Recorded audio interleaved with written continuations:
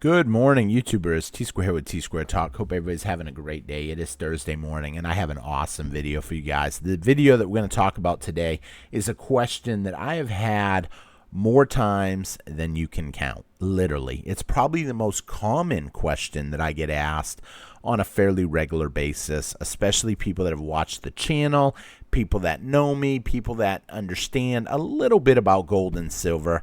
So the question was, how much gold and silver should I have? How much silver and gold? What is your thoughts? How much gold or silver should you have? Or is your strategy just buy more? Always just buy more. Buy more is a common answer for a lot of people. I just want more. It's easy to say that. There is a few things to think about in this strategy. My belief, if you have a true fundamental understanding of gold and silver, there is an answer. There is an exact answer. It really is. If you don't truly understand all the fundamentals, and it's okay.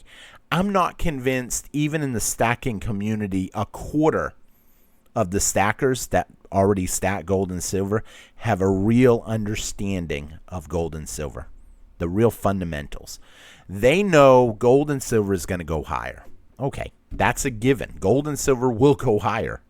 However, do they really understand the fundamentals of it? So that's kind of what I want to talk a little bit about today, because there is an answer to this question. How much should you have? Or is it just buy more? And if you enjoyed today's video, help me out, really. If you're not subscribed to the channel, hit that subscribe button.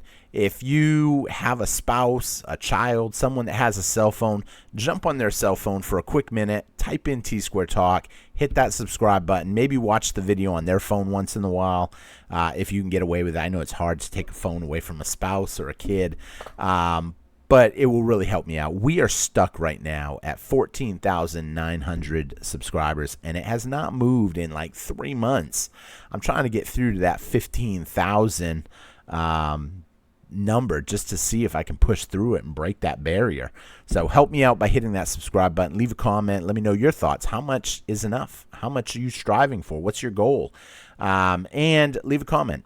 Let me know. Hit that thumbs up button. And with that being said, let's get started. But before we get started in that topic, let's take a look at what happened recently with the silver and gold prices. So for those of you that have not been following, silver had a tremendously awesome day today, going up from a low of essentially $36.85 all the way up to almost $38. I mean, we got actually up to as high as $37.95. Now, that's a huge jump. That's over $1 gain. But what happened? What happened that led up to that? Well, if you were following the markets yesterday, you will have seen, and I say yesterday because I'm actually filming this video at like midnight, but if you follow it back 48 hours ago, because you guys are watching this in the morning, but if you had followed it the day before, this chart right here I love. This is the last 3 days of trading. So right here, this green line is from midnight to 12:30 essentially. There's not much of it right there. This red line was Wednesday, what happened, and this blue line was what happened on Tuesday.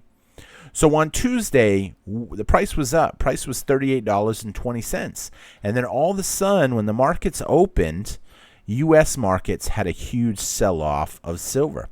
A lot of that was paper contracts getting sold off. A lot of people selling their position, thinking silver and gold are going to plunge because peace is at hand in Europe, and they believe that peace is coming, and so there's a huge sell-off.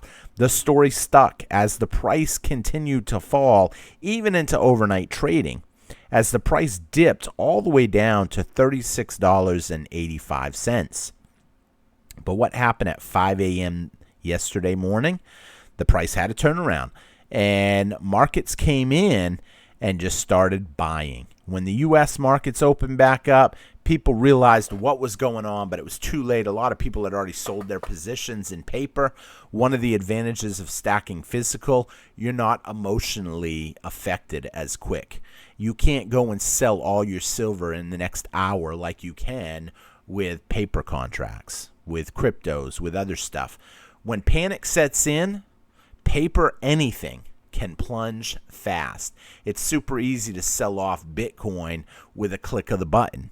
It's not that easy to sell off physical ounces in 1 or 2 minutes. You have to actually put a little effort into it.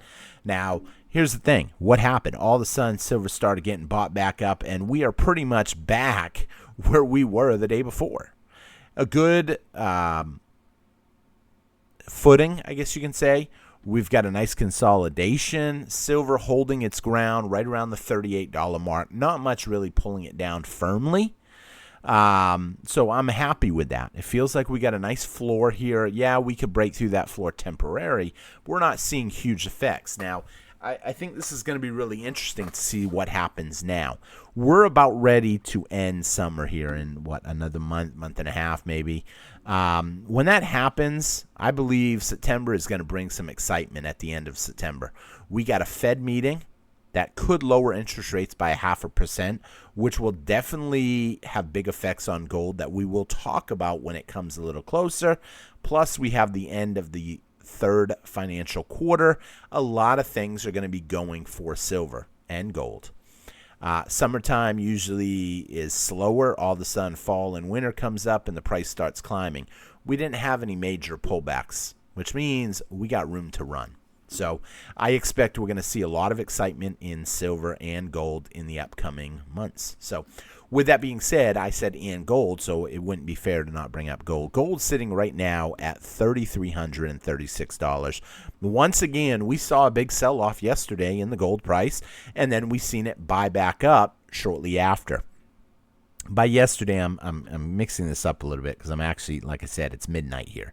So I say yesterday we had a sell-off. It was actually on Tuesday we had the sell-off. Wednesday we had the buyback. And now we're right back at roughly $3,335. Only $165 away from its all-time high. We've seen gold go up $100 in one day, which means when we break through this $3,500 next time, that's it, I believe. We will go even higher. Bitcoin, like I said, I can't go a video without mentioning Bitcoin because Bitcoin is a key topic in every conversation right now. It really is. When I talk to people in my day-to-day adventures, Bitcoin always comes up. I talked with an elderly couple today that had a lot of money and they have a younger son. I shouldn't say younger because he's actually in his late 20s. Excuse me. In his late 20s, and he calls them on a regular basis and says, oh, you got to put some money in Bitcoin. It's going to do awesome. It's going to go to the moon and this and that. I've already been investing for a while. I've made a ton. They wanted to hear my opinion on Bitcoin. And I may, if people ask me to do a 100% Bitcoin video, I may, but I know the community that watches me are kind of against Bitcoin, but they don't want to hear about it. They don't want to hear about it. There are some people in the community that stack precious metals and like Bitcoin. And Bitcoin is in a good spot right now. Don't get me wrong. Bitcoin's sitting at 114,000. That's pretty good. However, I believe there is a trap being set right now, just like there was in 1929. When stocks were being sold, everybody was an expert. Everybody thought it was nothing but easy money. That's kind of how people feel right now about cryptos. And I know cryptos are not the same as Bitcoin. Bitcoin is the key crypto of all cryptos. It's the ultimate. But then again, that's for another day. I'm not going to get too much into Bitcoin today unless you guys say, I want to hear. If I get enough comments that people say, I want to hear your personal opinion on Bitcoin, no hold back for a full video, then I will actually discuss that. But it's looking good. It's at 114,000. Big sell-off from 122, but not the end of the world.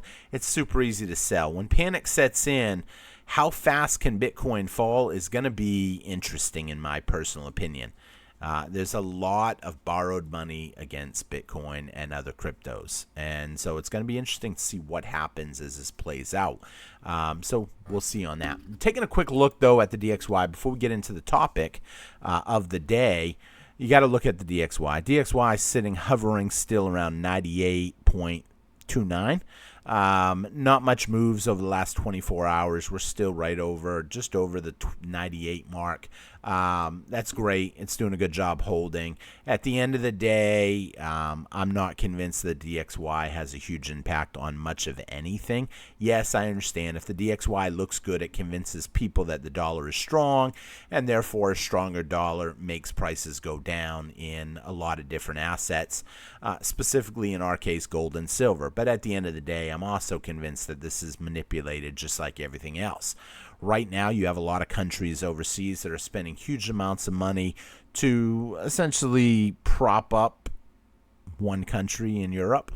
And the U.S. is not spending as much money now on that, so it's making our dollar look better. Our founding fathers in this country did not want us involved in other people's business. They didn't want us spending money on other people's affairs. And here we are. I won't say we're learning that lesson, but I will say it looks like we're slowing down a little bit, and therefore it will make the dollar look a little stronger. But at the end of the day, the amount of money we owe, the interest that we pay on that, is having a huge impact. And so we're going to see how this plays out. It's going to be interesting. Now, I want to jump into the topic of the day. Topic of the day: how much gold and silver should you have, or is it just a keep buying attitude? So first thing I want to say as I get going in this is there enough? My personal belief is no, there's not enough, first of all. You just keep trying to buy a little bit more when you can.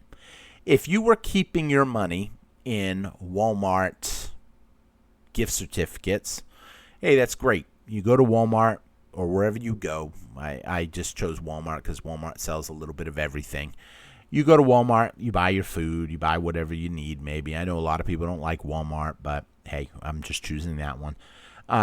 You go there, you buy your stuff. So if at the end of the week you were getting paid in Walmart gift cards, let's just say, not dollars, Walmart gift cards, that's great. You take your Walmart gift cards and you convert them into food or whatever you need.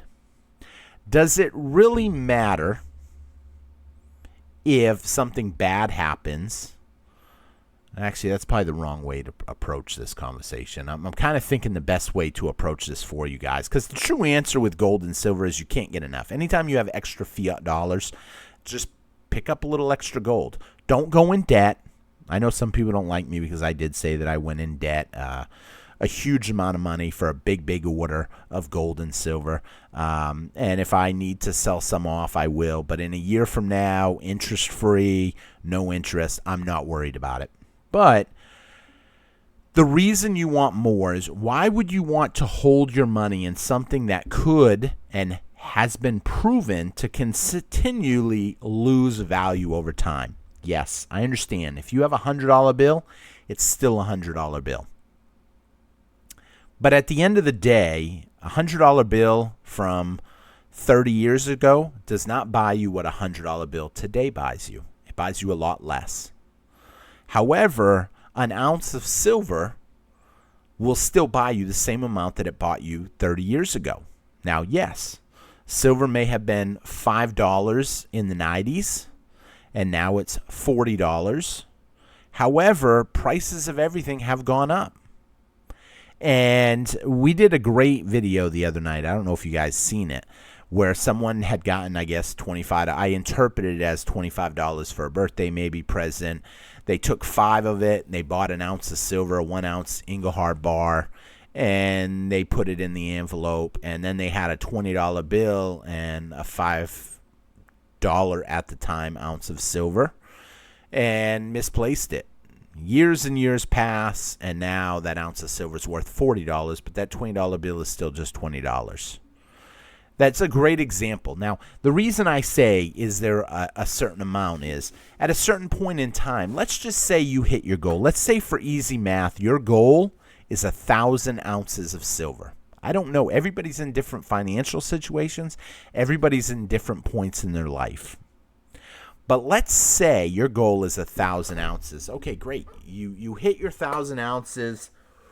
You can be proud. You set a goal and you achieved it. And there's no discouragement that can be said in setting a goal and achieving it. You should be proud of yourself.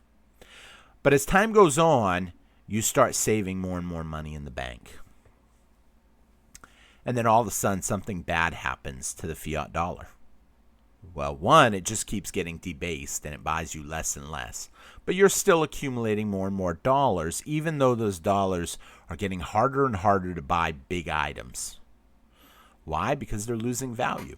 You're seeing your silver, which at the time you might have said 1,000 ounces, and at the time, we'll say today, 1,000 ounces is worth essentially $40,000. Okay? And if you have all of a sudden $40,000 saved up, and you say, okay, I got $40,000 invested in silver and $40,000 invested in cash. And in 10 years from now, instead of the 1,000 ounces, let's just use simple math. Let's just say it's at $55 an ounce, which in 10 years from now, it would blow my mind if silver is at 55 or less. But let's just say for math. Okay, your $40,000 in the bank is still going to be $40,000. But your $40,000 in silver, your 1,000 ounces, is now worth $55,000. What was the advantage of you saving more in cash? Yes, I understand. You need an emergency fund. If something bad happens, maybe you won't be able to sell your silver or gold. So you need a certain amount of cash. You have to have some cash for your day-to-day expenses, your month-to-month expenses, and pretty much your year-over-year expenses. Maybe your taxes, maybe your insurance, maybe your house payments, that type of stuff. But at a certain point, how much cash do you want to keep in hand? When I tell you guys, you have to understand the true foundation of gold and silver.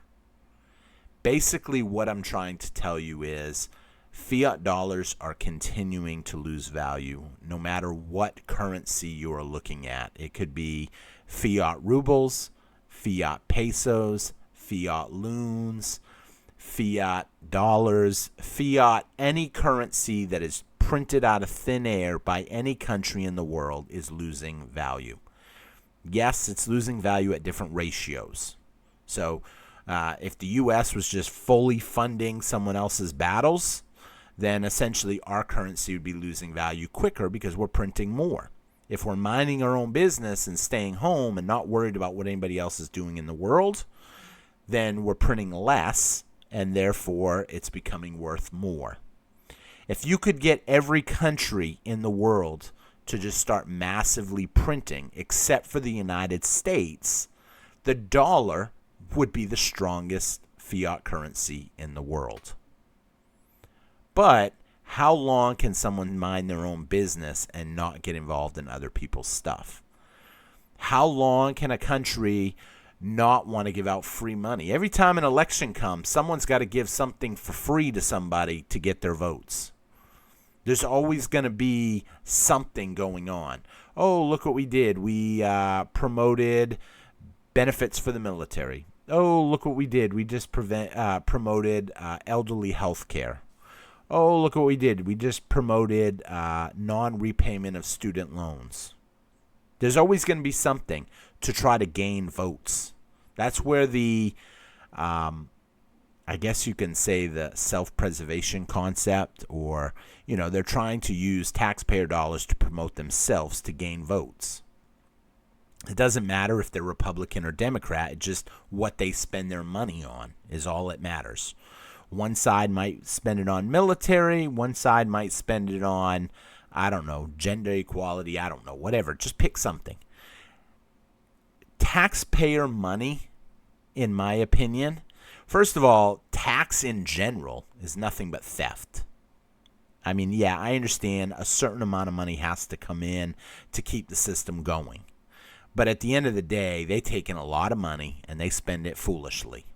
That's my opinion. The amount of money that gets wasted in this country is obscene. And in order to get someone's vote on something, they got to also throw a clause in there that says, hey, what does Texas get out of this? If I vote with you, what does Texas get? Well, what do you want? I don't know. We want $1 billion towards our roads. Okay, you got it. We'll put a clause in there that says Texas gets $1 billion in new road construction. How's that make you? Okay, you got my vote. And then someone else says something. Maine says, well, what do we get out of it if we vote for it? I want something too. I'm not voting for it, but I'll vote if you put something in there for Maine. Well, what do you want? We want $1 billion to go to replanting forest trees because paper is our number one business in Maine. Okay, you know what? We'll put $1 billion in for tree growth, for forest conservation, for whatever the case may be. As more and more states put in clauses in these bills to get it passed, more and more money gets wasted. And it's not going to change. Where does that money come from? Taxes can't pay everything now. Oh, well, we'll get it from something else. You know what they really do? What they really do is just print it. They keep printing it. If they can't get it from printing it, hey, we'll borrow it from someone else and then we'll print the money to pay them back. Once people understand what's going on, you understand that the dollar or all fiat currencies will continue to lose value. Wouldn't it make sense that you would want to have something that is going up in value? If over the course of the next 20 years, prices double, let's say, and I'm being generous saying 20 years. I know someone out there is going to be like, they're going to more than double in the next 20 years. Yeah, they will. But let's just use easy math. I like round numbers for easy. If let's say in even 10 years, in next 10 years, if prices double and you're holding cash, your buying power got cut in half. But if you're holding silver or gold and the price of gold and silver doubles, well, hey, now you still got the same buying power. You just have an extra step. You have to convert the gold and silver into cash and then take the cash and buy what you want. Or you bypass the whole cash altogether and you say, okay, a silver dime when I bought it was $2.50. Today they're $5. A value meal, I don't know. I can't even say a value meal because you don't buy much for $5 anymore either. But let's just say the item you want is now $5. If you had $2.50, you would have had to pay more because you had paper. But instead, you had the silver. Hey, you know what? How about I give you the silver? I'll take the item I want. I don't have to sell it. Nobody knows. Boom, it's all fair. Gold and silver is real money. It has been from the beginning of time, and it always will be. It's not dependent on anything else, despite what people will tell you. Well, yeah, it's dependent on someone buying it. Okay, there's always going to be winners and losers, and there's always going to be someone that's willing to give up fiat money for gold and silver. It's that easy. As long as there's someone somewhere, then it has value. So something that someone told me to read, I don't know, it was kind of crazy. I had read the book, The Great Pearl. How many of y'all have ever heard of the book, The Great Pearl? On the island, there's a bunch of people that pearl dive. And pearls are big business. They pull pearls, they buy them from the people, and then the buyers, who are mostly controlled by one person, will take those pearls to the city, a big city where there's lots of money, and they'll sell them for high dollars. What I want you to understand, though, is at a certain point, they found the great pearl, the biggest pearl that anybody on the island has ever seen. They said it's going to change our life forever. They took the pearl to the market. At the market, it was all ran by essentially one person. And that one person told them, hey, I want everybody to offer this much. Do not go over it. Anything under that, to that number, you can keep. So if I say $1,000, if you get it for $500, you can keep $500 of it. If you get it for $800, you can keep $200 of it. But nobody goes over $1,000. The objective is to get the pearl as cheap as we can. They all work for the same guy. The guy comes in, offers it someone, they think he's trying to steal the pearl, essentially, for such a low bid. So he goes someone else. After 2 or 3 people have all offered lowball bids, the guy didn't know what to do. He left angry, upset. What I want you to take from this is there's always someone somewhere that will buy it. But in that little area, yes, I'm not going to lie, he had a hard time selling it for what he wanted. You can think the same thing with gold and silver. Yes, maybe something might happen in your area where nobody wants your gold or your silver. But somewhere out there, there is someone buying it for high dollar. They want to get rid of their cash. The more cash you get rid of when it's collapsing, the better off you are. Someone told me, oh, so any asset then is better than cash. That's what I got told today when I was having this conversation. I said, to a certain point, yes. Everything will go up. Then why do I have to buy gold and silver? Can't I buy anything? I said, that's true. You can. But you also have to understand different factors. How long will it keep? Does it have an expiration date? Is it going to go bad? Is it going to be affected with age in a negative way? Do you have storage for it? I mean, you can't go out and buy barrels of oil and put it in a swimming pool. Eventually, the barrels will start breaking down, break open, whatever the case may be. You can't go out and buy wheat, tons and tons of wheat, because eventually the wheat will get attracted to rodents. They'll come in and boom.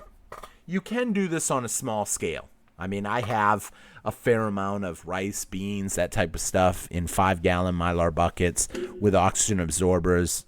No sunlight hits them. Designed to keep for 25 years. However, you can't put huge amounts of money in something like that. Silver, gold, you can. It has long-term shelf life. It's not affected with age. It will continue to go up in value. Yes, they will find more, but yes, they will create more paper currency. The more paper currency that they create, essentially, the less it's worth. And yes, they might find more silver, but they're not finding it on the scale that they were finding it years and years ago. In fact, most of the easy mining has already been sucked up. It's getting more costly to mine silver and gold. Why? Well, a lot of factors. One, people want more money. I talked to someone this evening working out in West Texas, big shutdown coming up. He said, but you know, it's crazy. Prices on everything are going up and they're not offering us any more pay for this job. So I don't even know if I want to go. That's what he told me. And I said, so think about that. Pay's not going up. Prices are going up. What are people going to do? You know, if you're investing your money, your hard work into something that's going to go up, you have opportunities. And therefore, once you understand that, then is there really ever enough gold and silver? There's not. You just keep putting extra cash into something. What's the harm? If you think by what I'm telling you that something is wrong with this strategy, please leave a comment. And by no means am I telling you to borrow tons of money, bet against your house, borrow against everything you own, and buy gold and silver. That's not what I'm telling you. I'm not telling you spend every penny on gold and silver. I'm telling you, as you get more and more fiat currency, in my personal opinion, there's nothing wrong with purchasing a little more precious metals. That's why a lot of us buy on a regular time frame. Talked to one person in the comments the other day. He says, I buy every other Wednesday. Talked to one person, I buy the first of every month. Another person, I get my money the first, but it usually comes in a couple days early, so I always put my orders in then. Me, when I get money on the first of the month, the 15th, the 21st, I have key days that money comes in from different avenues. I make it a point to invest a little of that into precious metals. A little. I also keep a certain amount of cash on hand because someone might come up to me. Like someone came up to me the other day with like 20-something ounces of silver and said, look, I'll give it to you at spot price right now because I need the money. Done. I'll take it. And I just took it and put it away. Did I squeeze myself a little bit? Maybe, but that's okay. That's why I have that extra fiat. You know, ultimately in the end, I've said this time and time again, the winners, there will be winners and there will be losers. The winners will be the people that can prepare for what is coming. And once you understand that, boom, you're in the winner's circle when the day comes. I want to see you guys all do really well with gold and silver. However, I understand there's a lot of naysayers out there, tons of them. And because they don't have any gold and silver, they don't want to believe in gold and silver. They want to believe that they can get in on something at ground zero, like Bitcoin at 115,000 is ground zero, Why? Because instead of saying it's going to go to 100,000 now, they're saying it's going to go to 1,000,000. I even heard one claim $1 billion. $1 billion. And the money is out there to do it. They could make they could make Bitcoin $1 billion a coin, and the money is out there if the world decided to all get into it. Based on what? I almost bursted out laughing, but I try not to laugh at people and their beliefs because automatically you can shut down a conversation when you laugh at someone. I've done it before, and I've made a mistake, but I found it so mind-boggling that someone would throw that number out there. It's hard. Think about that, $1 billion for a Bitcoin. I mean, who's going to pay it? Who's going to have it? Even a Satoshi at that point is going to be outpriced by people. People wouldn't be able to afford even a simple little Satoshi. So you have to understand that everybody wants to be a winner, but we can't all be winners. If you're invested in precious metals, I believe you're on the right path. It's a slow road. It's designed by our founding fathers. And this manipulation that we see right now is just opportunity for you. Because exactly what the founding fathers did not want to happen is happening right now. And if you play it on the other side, you have the opportunity to profit. Because I can tell you right now, they knew what would happen. But the founding fathers were looking out for the majority of the people, the middle class. They're the people that create a country. However, there are people out there that don't care about creating. What they care about is control. And if you control or you squish the middle class, you control them. They're dependent on you. Where do you think this whole, what do they call it? Now I can't think of the name of it. Darn it. The universal basic income. That's the word I was looking for. Where do you think universal basic income idea comes from? It comes from the idea of if we give you the money, you will be dependent on us. Same way that if you feed a dog, the dog is dependent on you. When you stop feeding the dog will run away. And if you think this is myth, put food in front of your house for a stray animal every day and see if that stray animal don't stay in your yard. When you stop feeding it, the dog runs away. You lose control of it. It's the same way with people.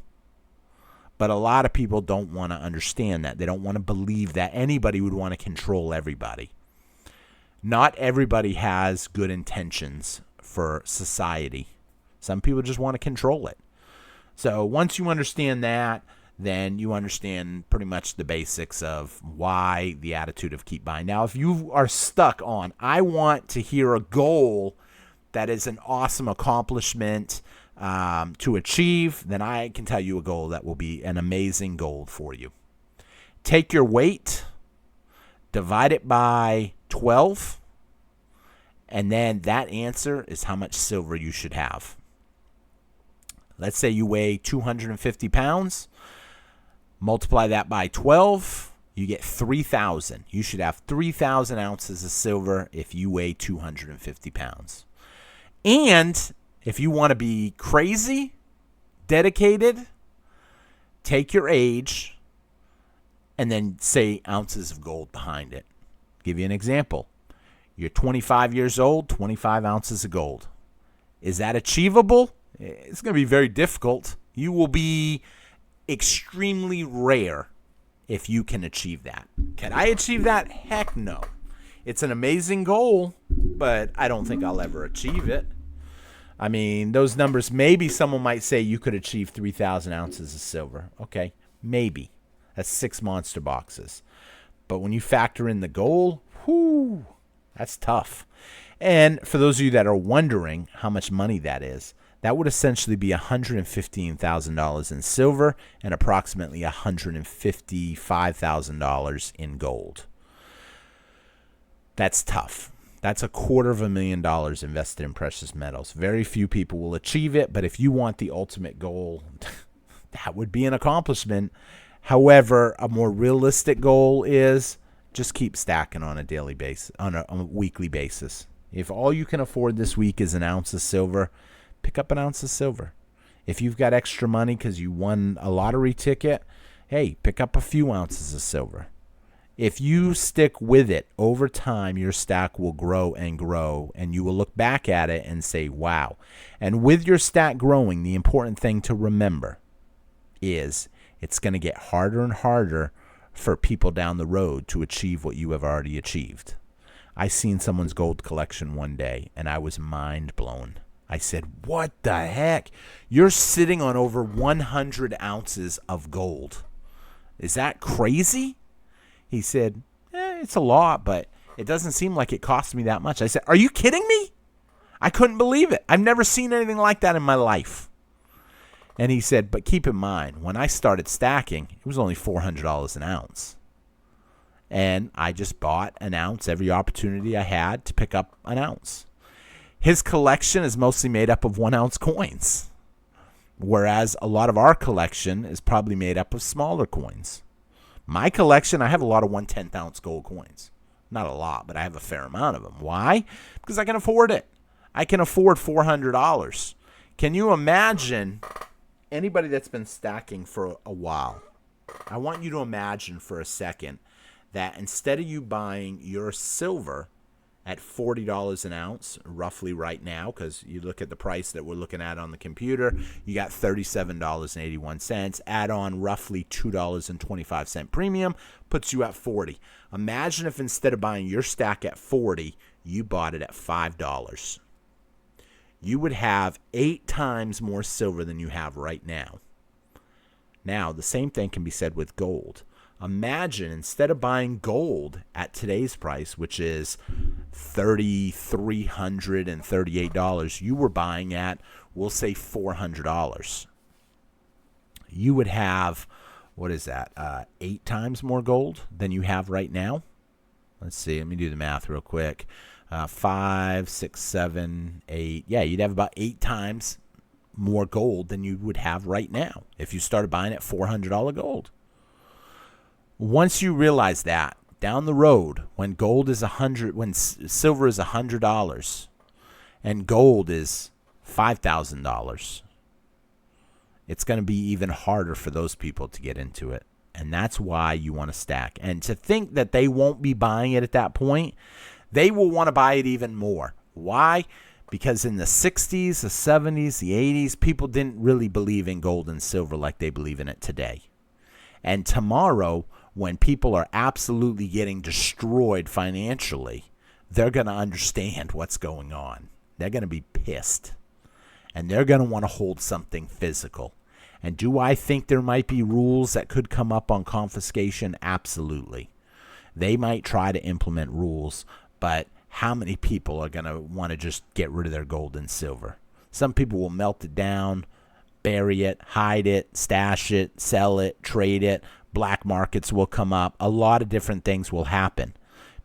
I'm not convinced people will give up their gold. I'm not convinced that they necessarily will even try to take it, because how many people really have it right now? It would be easier for them to just control the price and outprice everybody. How many people can afford an ounce of gold today at $3,300? How many people can purchase an ounce of gold when it hits $10,000? They don't have to worry about people buying it, because people won't be able to afford it. They will destroy you financially, and they're going to do it with paper. And once you understand that, you have an opportunity to profit from it, to thrive, to keep yourself afloat, to do better. You're going to be in the driver's seat. You're going to be the winner. So with that being said, I'm going to wrap up here. I know I went over. I hope it wasn't too much over. Oh my word, 40 minutes. This video ain't even going to get watched. Let me know in the comments. If you made it this far, put 40 minutes. Just say 40 minutes. And I'll know, man, at least somebody watched it all the way, so it wasn't totally wasted. I always feel bad when these videos get super long, because some people don't watch them. They don't have the attention span to watch a 40-minute video. But if I see the number 40 come up in any way in your comment, I'm going to know that you actually watched it the whole 40 minutes. Thank you all for watching. I hope you enjoyed the video, and I will see you guys tomorrow on another great video. I had so many good topics for today that I wanted to share, but this one, when I read the comment, I just had to answer it because I was like, ugh, people just don't understand. There is not going to be enough. Just keep at it. So thank you for watching, commenting. I hope y'all have a great day. I'll see y'all tomorrow, and take care. Have a good one. Bye-bye.